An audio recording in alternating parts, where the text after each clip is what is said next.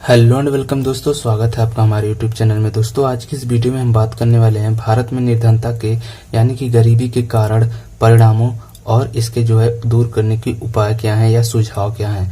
तो चलिए वीडियो शुरू करते हैं और देखते हैं कि भारत के निर्धनता को किस प्रकार से इस वीडियो में परिभाषित किया गया है। तो देखते हैं, गरीबी समाज की एक बहुत ही जटिल समस्या है। यह एक सामाजिक एवं आर्थिक समस्या है। अन्य देश में, विशेषकर पश्चिमी देशों में, समस्या इतनी जटिल नहीं है जितनी कि हमारे देश में है। निर्धनता एक सार्वभौमिक प्रक्रिया है। यह हर समाज में विद्यमान है। निर्धनता का कोई सार्वभौमिक मापदंड नहीं है जिसके आधार पर किसी एक खास देश के व्यक्ति को धनी या निर्धन कहा जा सके। सरल शब्दों में कहा जा सकता है कि निर्धनता किसी व्यक्ति की वह स्थिति है जब व्यक्ति स्वयं, अपना तथा अपने परिवार के अन्य आश्रित सदस्यों का न्यूनतम जीवन स्तर बनाए रखने में असमर्थ रहता है। तो दोस्तों यहाँ पे परिभाषा में जो हम देख रहे हैं कि गरीबी समाज की एक बहुत ही जटिल यानी कि बहुत ही बेकार समस्या आप कह सकते हैं, बहुत ही जटिल समस्या है। यह एक सामाजिक एवं आर्थिक समस्या है। यह समाज की भी समस्या है और आर्थिक रूप से भी इसे एक समस्या है।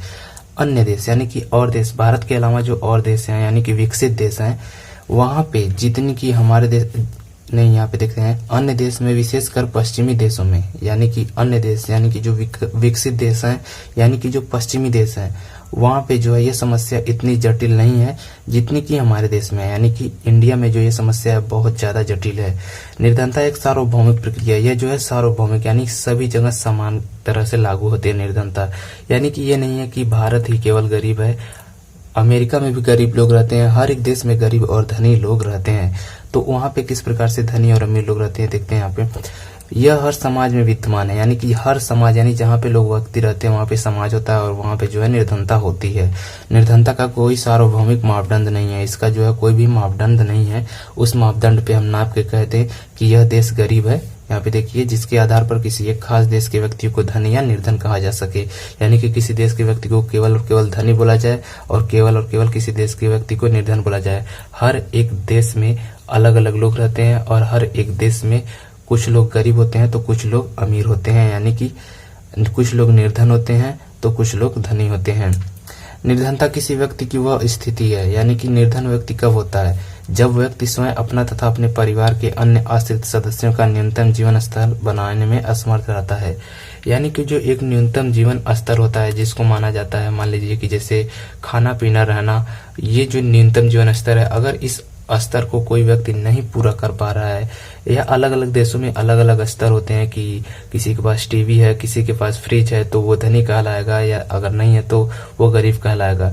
जबकि हमारे देश में गांव में तो बिजली तक नहीं होती है, लोगों को आने जाने के लिए सड़क नहीं होती है, लेकिन वहां पे भी कुछ लोग धनी कहलाते हैं और कुछ लोग गरीब कहलाते हैं, क्योंकि कुछ लोगों के पास अच्छी मकान होती है या एक दो गाड़ी होती है, इस वजह से। तो उसी प्रकार से यहाँ पे बोला जा रहा है कि निर्धनता किसी व्यक्ति की वह स्थिति है जब व्यक्ति स्वयं, अपना तथा अपने परिवार के अन्य आश्रित सदस्यों का न्यूनतम जीवन स्तर बनाने में असमर्थ रहता है। यानी कि अगर अमेरिका की बात करें, वहां पे न्यूनतम जीवन स्तर शायद हो सकता है कि सबके पास फ्रिज और टीवी हो, लेकिन अगर किसी के पास फ्रिज टीवी ना हो तो उसे गरीब कहा जाए, जबकि वो अच्छी तरह से खा पी सकता है और अच्छी तरह से अपने जीवन का गुजारा कर सकता है, लेकिन उसके पास टीवी फ्रिज ना होने के कारण उसे निर्धन कहा जाता है। जबकि इंडिया में यहाँ पे टीवी फ्रिज ना हो तब भी कुछ लोग धनी कहलाते हैं, क्योंकि उनके पास ज्यादा जमीन होती है या ज्यादा पैसे होते हैं। तो वही यहाँ पे कहा जा सकता है कि निर्धनता का कोई सार्वभौमिक मापदंड नहीं है जिसके आधार पर किसी एक खास देश को निर्धन कहा जाए। दोस्तों ये थी निर्धनता की परिभाषा। अब देख लेते हैं भारत में निर्धनता के कारण क्या है, यानी कि भारत निर्धन क्यों है, इसके कारण क्या है। तो भारत में निर्धनता के अनेक कारण है जो निम्नलिखित हैं। तो यहाँ पे मैंने निम्नलिखित कारण दिए हैं, यहाँ पे कुछ कारण है, लेकिन उसके पहले हम देख लेते हैं कि कुछ समाजशास्त्री जो है वो क्या कहते हैं निर्धनता के बारे में। तो यहाँ पे हम मार्क्स के अनुसार, यानी मार्क्स क्या कहते हैं, निर्धनता का कारण पूंजीपतियों का श्रमिकों की मजदूरी हड़प कर उनका शोषण करना है। मार्क्स जिस जमाने के थे, यानी बहुत ही पुराने समाजशास्त्री हैं, उस जमाने में शायद श्रमिकों का, शायद क्या उस जमाने में ऐसा होता था कि श्रमिकों की जो मजदूरी होती थी उन्हें पूंजीपति लोग जो होते हैं हड़प लेते थे, यानी बहुत कम मजदूरी देते थे और उनका शोषण करते थे, जिनके कारण श्रमिक लोग गरीब के गरीब ही रह जाते हैं। तो मार्क्स ये कहते हैं। अगला देखते हैं माल्थस के अनुसार। माल्थस क्या कहते हैं, निर्धनता का कारण यह है कि खाद्य समांतरी समानांतर वृद्धि से बढ़ती है, जनसंख्या गुणोत्तर वृद्धि के अनुसार बढ़ती है। यानी कि यहाँ पे निर्धनता की जो परिभाषा है या जो निर्धनता का कारण जो है स्पष्ट किया है माल्थस ने, वो कहते हैं कि खाद्य सामग्री जो है समांतर वृद्धि से बढ़ती है, लेकिन जनसंख्या जो है गुणोत्तर वृद्धि से बढ़ती है। इसी वजह से जो है निर्धनता यानी कि गरीबी आती है। तो यहाँ पे देख लेते हैं अब जो निम्नलिखित कारण थे उनमें पहला कारण है व्यक्तिगत कारण, यानी व्यक्तिगत कारण से किस प्रकार निर्धनता आती है। तो यहाँ पे देखते हैं भारतीय समाज में निर्धनता के लिए अनेक व्यक्तिगत कारण हैं जो निम्न हैं। रुग्णावस्था यानी कि रुग्णावस्था में लोग बीमार होते हैं अक्सर, तो रुग्णावस्था बीमारी का जो है दूसरा आप समझ सकते हैं पर्यायवाची है। तो रुग्णावस्था जिसमें व्यक्ति कोई कार्य नहीं कर पाता और अधिकांश आय बीमारी पर खर्च करना पड़ता है, परिणाम स्वरूप गरीबी होती है। यानी कि अगर कोई व्यक्ति बीमार है, वो काम भी नहीं कर रहा है, उसकी कमाई भी नहीं हो रही है और बीमारी पे अलग से खर्चा है, तो उसके फलस्वरूप वो आदमी और गरीब होता जाता है। अगला देखते हैं व्यक्तिगत कारण में मानसिक रोगी भी किसी काम के करने का योग्य नहीं रहता, परिणाम स्वरूप गरीबी जैसी समस्या उत्पन्न होती है। यानी मानसिक रोगी यानी जो पागल होते हैं, दिमाग से सही नहीं होते हैं, उन लोगों की हालत जो भी है वो काम करने के योग्य नहीं होती, यानी कि वो लोग कोई भी काम नहीं कर सकते, क्योंकि वो पागलों की हरकत करेंगे तो कैसे काम करेंगे। तो इसी तरह से जब वो पागलों की तरह काम करते हैं तो उनके लिए भी गरीबी एक समस्या बन के उनके सामने आ जाती है। आगे देखते हैं अशिक्षा से निर्धनता बढ़ती है, क्योंकि अशिक्षित व्यक्ति की धन कमाने की क्षमता बहुत कम होती है। अशिक्षा यहाँ पे भारत में जैसे कि शिक्षा को लेकर हम लोग समझते हैं कि यानी कि जो स्कूल में जाता है, पढ़ता है, अपनी पढ़ाई पूरी कर ली, वो शिक्षित हो गया, वो कुछ भी कर सकता है। लेकिन किसी भी अलग अलग फील्ड में अगर किसी को अच्छी शिक्षा है यानी कि जानकारी है तो वो जो है अच्छा करता है। लेकिन किसी फील्ड में अगर अच्छी जानकारी नहीं है, यानी कि उसे बहुत ही निम्न स्तर की जानकारी है, तब जाके जो है निर्धनता बढ़ती है, क्योंकि वो जो है जानकार नहीं होता और अधिक धन कमा नहीं पाता, क्योंकि उसकी क्षमता जो है बहुत ही कम हो जाती है। तो यह था अशिक्षा से निर्धनता बढ़ती है। अगला कारण देखते हैं असंतुलित व्यय भी निर्धनता का एक बड़ा कारण है। आय से अधिक खर्च निर्धनता जैसी समस्या को जन्म देते हैं। असंतुलित व्यय यानी कि जो है असंतुलित व्यय मतलब संतुलन में व्यय न करना, यानी कि जितनी कमाई हो उससे ज्यादा खर्चा कर देना या गड़बड़ तरीके से खर्च करना, कभी खाने पे ज्यादा खर्च कर देना या कभी रहने के सामानों पे कम खर्च कर देना। कुछ इस प्रकार से खर्चा हो जो कि अच्छा ना हो जीवन को चलाने के लिए, उस स्थिति में जो है निर्धनता आती है, यानी कि असंतुलित व्यय से भी निर्धनता बढ़ती है। अगला देखते हैं नैतिक पतन से मनुष्य शराब, वेश्या, जुआ आदि दुर्व्यसनों में फंस जाता है। इसमें अच्छी स्थिति वाले व्यक्ति भी गरीब बन जाते हैं। इस प्रकार नैतिक पतन भी निर्धनता का कारण है। नैतिक पतन यानी कि जो व्यक्ति होते हैं वो जो है शराब के नशे में पड़ जाते हैं या वेश्याओं के पीछे पड़ जाते हैं, जुआ खेलने लगते हैं। इन दुर्व्यसनों के कारण जो है वो जो है गरीब होते जाते हैं, क्योंकि वो सारा पैसा इन्हीं सब चीजों में लुटा देते हैं और बर्बाद हो जाते हैं। तो ये था व्यक्तिगत कारण। अब इसके आगे हम लोग देखेंगे सामाजिक कारण। तो चलिए देखते हैं सामाजिक कारण। बात करें सामाजिक कारण की तो यहाँ पे दिया है उपरोक्त व्यक्तिगत कारणों के अलावा निम्नलिखित सामाजिक कारण भी निर्धनता बढ़ाते हैं। तो यहाँ पे पहला है दोषपूर्ण शिक्षा प्रणाली होने के कारण निर्धन लोग उसका लाभ नहीं उठा पाते। दूसरी तरफ लाखों शिक्षित व्यक्ति बेकार हैं, यानी कि दोषपूर्ण शिक्षा प्रणाली। यहाँ पे भारत में जो है शिक्षा प्रणाली जो है वो अच्छी नहीं है। यहाँ पे जो है प्रयोगात्मक कार्य यानी प्रैक्टिकल में कुछ भी पढ़ाया नहीं जाता है, बहुत कम जो है प्रैक्टिकल पढ़ाया जाता है। बाकी किताबी ज्ञान सबको मिल जाता है, लेकिन प्रैक्टिकल ना होने की वजह से बच्चों में जो है प्रैक्टिकल की भावना नहीं होती और वो जो है जब प्रैक्टिकल में कुछ करना चाहते हैं यानी कि आम जीवन में कुछ काम करना चाहते हैं तो वो नहीं कर पाते, क्योंकि उनके पास केवल किताबी ज्ञान होता है। और जो लोग पढ़े लिखे भी हैं वो लोग इसी कारण बेकार में हैं, यानी अशिक्षित जो लोग शिक्षित हैं वो भी इसी वजह से बेरोजगारी का समस्या का सामना कर रहे हैं, क्योंकि उनके पास जो प्रैक्टिकल नॉलेज नहीं है। अगर प्रैक्टिकल नॉलेज होता तो वो कुछ ना कुछ जरूर कर लेते हैं, लेकिन प्रैक्टिकल नॉलेज ना होने के कारण भी वो जो है शिक्षित होते हुए भी बेकार हैं, बेरोजगार हैं, जो कि एक बहुत ही बड़ी सामाजिक समस्या है जो निर्धनता को जन्म देती है।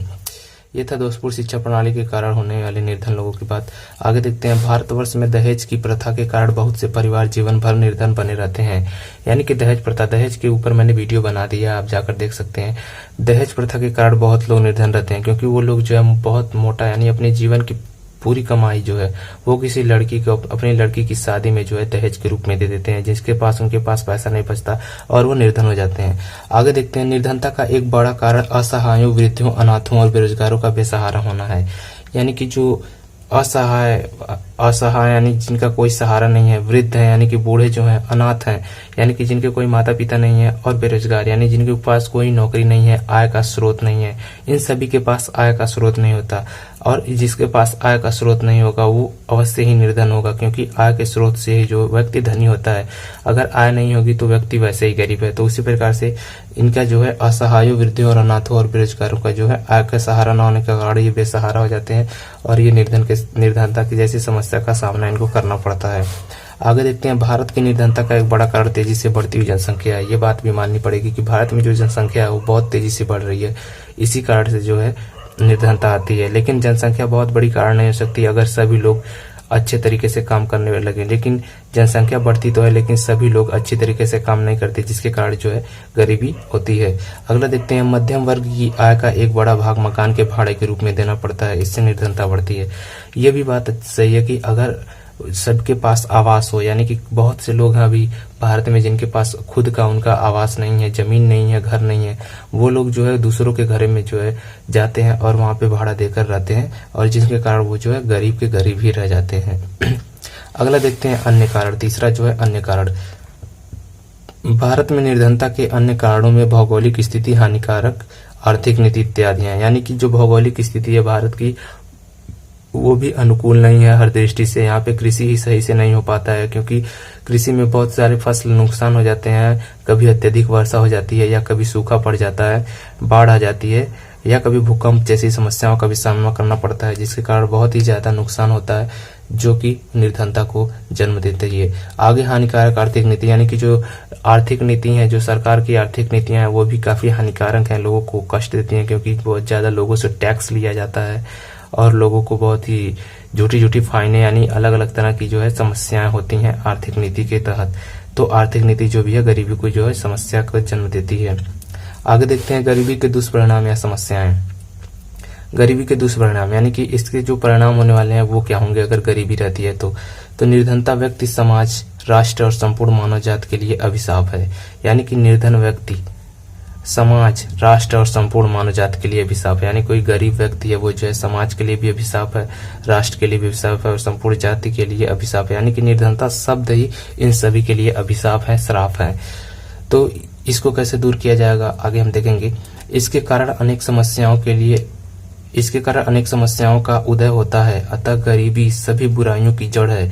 निर्धन व्यक्ति व्यवस्था की स्थिति में सभी प्रकार समाज विरोधी कार्य करता है, जिसमें सामाजिक विघटन की प्रक्रिया विकसित होती है, जो इस प्रकार है। तो दोस्तों, जो व्यक्ति निर्धन हो जाते हैं, गरीब हो जाते हैं, वो ज्यादातर अपराध वगैरह करते हैं, जिससे कि सामाजिक विघटन होता है। सामाजिक विघटन में पारिवारिक विघटन हो जाता है, तरह तरह के व्यक्तिगत विघटन भी हो जाते हैं, जिसके कारण जो है अनेक समस्याएं उत्पन्न होती हैं समाज में। तो जो निर्धन होते हैं वो ज्यादातर अपराध करते हैं और अपराधी बन जाते हैं। तो यहाँ पे देखते हैं निर्धनता के शारीरिक प्रभाव कौन कौन से हैं। निर्धनता या गरीबी शारीरिक कमियों को जन्म देती है। गरीबी के कारण कई लोगों को संतुलित आहार तो दूर, भर पेट भोजन भी नहीं मिल पाता। पर्याप्त भोजन और चिकित्सा के अभाव में मृत्यु दर में वृद्धि हो जाती है। यानी कि निर्धनता का शारीरिक प्रभाव, यानी शरीर के ऊपर जो प्रभाव पड़ता है ये होता है कि निर्धनता से यानी गरीबी से जो है लोगों को अच्छा खाना नहीं मिलता, जिससे उन्हें शारीरिक कमियां को झेलना पड़ता है। संतुलित आहार तो दूर, यानी कि अच्छा खाना मिलना तो दूर, उन्हें भर पेट खाना नहीं मिल पाता। यानी कि जो पोषण से युक्त खाना होता है वो मिले ना मिले, उन्हें अभी अपने पेट भरने के लिए भी खाना नहीं मिल पाता है। उनका पेट आधा भरा रहता है। तो इस प्रकार से पर्याप्त भोजन और चिकित्सा के अभाव में, यानी कि यहाँ पे जो है हॉस्पिटल्स भी नहीं है उतने, और है तो वहाँ पे सही चिकित्सा नहीं होती। तो चिकित्सा के अभाव में मृत्यु दर में वृद्धि होती है। यानी कि बहुत से बच्चे पैदा होते हैं और कुछ ही साल में मर जाते हैं, क्योंकि उन्हें सही से पोषण नहीं मिल पाता। इसके आगे देखते हैं सामाजिक प्रभाव कौन कौन से हैं। सामाजिक प्रभाव क्या पड़ता है। निर्धनता व्यक्ति की सामाजिक प्रतिष्ठा, पद, भूमिका आदि को भी प्रभावित करती है। निर्धन व्यक्ति को अक्सर नीचा दिखाया जाता है। यानी कि जो गरीब है उन्हें अक्सर नीचा दिखाया जाता है, क्योंकि वो जो निर्धन है उनके पास ज्यादा पैसा नहीं है, अच्छी लाइफ स्टाइल नहीं है, उनको देख के लोग मजाक उड़ाते हैं और उन्हें नीचा दिखाते हैं। तो ये जो है सामाजिक प्रभाव पड़ता है लोगों के ऊपर, कि उनकी पद जो है, प्रतिष्ठा जो है, मान सम्मान जो है वो घट जाता है। आगे देखते हैं दुर्व्यसनों में वृद्धि। गरीबी के कारण लोग मानसिक चिंता और निराशा से ग्रस्त हो जाते हैं, जिससे लोग शराब पीने लगते हैं, जुआ खेलने लगते हैं एवं वेश्यागमन करने लगते हैं। तो दुर्व्यसन यानी कि बुराइयों में जो है लुप्त हो जाते हैं। गरीबी के कारण जो लोग मानसिक चिंता होती है। बहुत से गरीब ऐसे हैं जिनके पास अच्छा पैसा नहीं होता और चिंता में डूबे रहते हैं, कोई काम नहीं करते हैं और शराब की लत लग जाती है उन्हें। कुछ लोग जुआ भी खेलने लगते हैं गरीबी के कारण, ये सोचकर कि वो जल्दी जुए में ज्यादा पैसा जीत जाएंगे और अमीर हो जाएंगे। तो कुछ लोग जुआ खेलते हैं और कुछ लोग वेश्याओं के साथ रहते हैं, यानी कि वेश्यागमन करने लगते हैं, जिसके कारण जो है बहुत ही ज्यादा समस्या, भयंकर समस्या उत्पन्न होती है। यानी कि वेश्यागमन से वेश्यावृत्ति जैसी समस्या उत्पन्न होती है। जुआ खेलते हैं तो व्यक्तिगत विघटन होता है, पारिवारिक विघटन होता है। शराब पीते हैं तब भी ये सारी विघटन जैसी समस्याएं उत्पन्न होती है। तो अब ये था दुर्व्यसनों में वृद्धि। तो आगे देखते हैं निर्धनता और अपराध, यानी कि निर्धनता के कारण अपराध में वृद्धि किस प्रकार होती है। निर्धनता के कारण लोग अपराध करते हैं। कई अध्ययनों से पता चलता है कि जिन लोगों ने अपराध किया वे साधारणतः निर्धन परिवार के थे। यानी कि निर्धनता जो होती है, गरीबी जो होती है, वो लोगों को अपराध करने को मजबूर कर देती है, क्योंकि लोगों को भरपेट खाना नहीं मिल पाता, जिसके कारण वो अपने पेट को चलाने के लिए ही चोरी करते हैं, डकैती करते हैं, किसी का खून भी कर देते हैं, जिसके कारण जो है वो लोग बहुत सारे अपराध करते हैं। और जो भी अपराधियों को पकड़ा जाता है उनमें साधारणतः ज्यादातर जो होते हैं वो निर्धन परिवारों से होते हैं, क्योंकि उनके पास आय का स्रोत नहीं होता और इसीलिए वो किसी की भी चोरी वोरी कर देते हैं। आगे देखते हैं चारित्रिक पतन, यानी कि चारित्रिक पतन भी होता है। किस प्रकार से होता है। आर्थिक अभाव या कमी के कारण कभी कभी बाध्य होकर स्त्रियां अपना तन बेचकर परिवार का भरण पोषण करने लगती हैं। कुछ स्त्रियां गरीबी के कारण भी वेश्यावृत्ति अपना लेती हैं, फलस्वरूप समाज में इनका चारित्रिक पतन हो जाता है। चारित्रिक पतन यानी लोगों को देखकर उनकी मजाक उड़ाना, उनकी कोई इज्जत न करना, इस प्रकार से आप समझ सकते हैं। तो चारित्रिक पतन हो जाता है, जो कि आर्थिक अभाव या कमी के कारण होता है, जिसमें स्त्रियां बाध्य होकर अपना तन मन बेच देती हैं। और कुछ स्त्रियां तो गरीबी के कारण वेश्यावृत्ति अपना लेती हैं, वेश्या बन जाती हैं, जिनसे उनके समाज में कोई भी इज्जत नहीं रहती और उनका चारित्रिक पतन हो जाता है। अब इसका निष्कर्ष देखते हैं क्या कहता है। अतः स्पष्ट है कि गरीबी एक भयंकर सामाजिक आर्थिक समस्या है, यानी कि एक गरीबी कितनी ज्यादा समस्याओं को जन्म देती है आपने ऊपर देखा ही। तो ये जो है एक भयंकर सामाजिक आर्थिक समस्या है, जो लोगों में शारीरिक व मानसिक बीमारी उत्पन्न करती है, उनकी कार्य क्षमता को घटा देती है, व्यक्तिगत विघटन, पारिवारिक विघटन उत्पन्न करती है। इसके कारण समाज में अपराध की दर बढ़ती है, लोग कुपोषण के शिकार होते हैं और उनका जीवन स्तर गिरने लगता है, यानी कि लोग समाज में अच्छी तरह से जीवन यापन नहीं कर पाते हैं। तो ये जो है एक बहुत ही भयंकर सामाजिक समस्या है।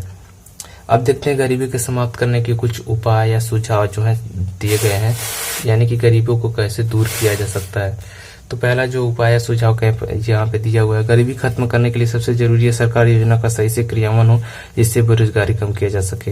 यानी कि जो लोग बेरोजगार बैठे हैं या जिन अल्प रोजगारी हैं, जिन्हें रोजगार नहीं मिला है, अच्छी कमाई नहीं हो रही है, उसके लिए जो है सरकारी योजनाओं का सही क्रियान्वयन होना चाहिए। सरकारी योजनाएं सभी तक पहुंचनी चाहिए, सभी को फायदा उसका मिलना चाहिए, जिससे कि बेरोजगारी कम होगी और निर्धनता कम होगी। अगला देखते हैं, नौकरी की जगह लोगों को स्वरोजगार के लिए सरकार को प्रेरित करना चाहिए। आजकल सरकार स्वरोजगार की बात करती है, लेकिन जब बात आती है उम्मीदों पर खरा उतरने की तो सरकार पीछे हट जाती है। लेकिन सरकार को क्या करना चाहिए, स्वरोजगार के लिए प्रेरित करना चाहिए और ज्यादा इन्वेस्टमेंट करने चाहिए, जिससे कि लोग स्वरोजगार की तरफ बढ़ें और अच्छा प्रदर्शन कर सकें। अगला देखते हैं, सरकार को चाहिए कि कर्ज माफी और सब्सिडी के साथ ही कुटीर उद्योगों को बढ़ावा दे। यानी कि गरीबी दूर करने के लिए कर्ज माफ किया जाए और सब्सिडी जो है दी जाती है, उसके साथ जो है कुटीर उद्योगों को बढ़ावा जाए। यानी कि छोटे उद्योग जो गाँव में किए जा सकते हैं ज्यादातर, उन्हें कुटीर उद्योग कहते हैं। इनको जो है सरकार को बढ़ावा देना चाहिए, जिससे कि लोग घर पे बैठे रहते हैं वो लोग अच्छी तरह से काम कर सकें और घर पे ही कमाई कर सकें। अगला देखते हैं, बढ़ती जनसंख्या को रोकना चाहिए। हर साल हमारे देश में लाखों लोग भूख और गरीबी के कारण अपनी जान गंवा देते हैं। यानी कि बढ़ती जो जनसंख्या उसको जो है काबू करनी चाहिए और लिमिट लगा देनी चाहिए। जैसे कि आजकल लिमिट लगा है, हमारे दो यानी कि 2 बच्चों का लिमिट है, लेकिन ज्यादातर अभी ये एकदम लिमिट नहीं बना है, कोई नियम कानून नहीं बना है। एक तरह का प्रस्ताव रखा गया है, जिसे कुछ लोग मानते हैं, कुछ लोग नहीं मानते हैं। तो इस प्रकार से बढ़ती जनसंख्या को रोकने की कोशिश करनी चाहिए, जिससे कि कम से कम बच्चे लोगों को पैदा करने चाहिए। अगला देखते हैं, भ्रष्टाचार के कारण सरकारी योजनाओं का लाभ गरीबों तक पहुंच नहीं पाता, इसके कारण गरीब ही रहता है। यानी कि जो भ्रष्ट अधिकारी हैं, नेता हैं, सरकारी योजनाएं तो पास होती हैं गरीबों के लिए, लेकिन ये जो है बीच में जो है सारा पैसा खा जाते हैं और गरीबों तक कुछ नहीं पहुंचता, जिससे गरीब जो है गरीब ही रह जाता है और अमीर जो है और अमीर होता चला जाता है। तो दोस्तों, ये था गरीबी समाप्त करने के कुछ सुझाव। उम्मीद करते हैं आपको ये वीडियो पसंद आया होगा और आपको पूरे पॉइंट जो है गरीबी के ऊपर समझ में आ चुके होंगे। तो उम्मीद करता हूँ आप अपने एग्जाम में इसे अच्छी तरह से लिख कर आएंगे। तो चलिए मिलते हैं आपसे नेक्स्ट वीडियो में, तब तक के लिए आपका वीडियो देखने के लिए धन्यवाद।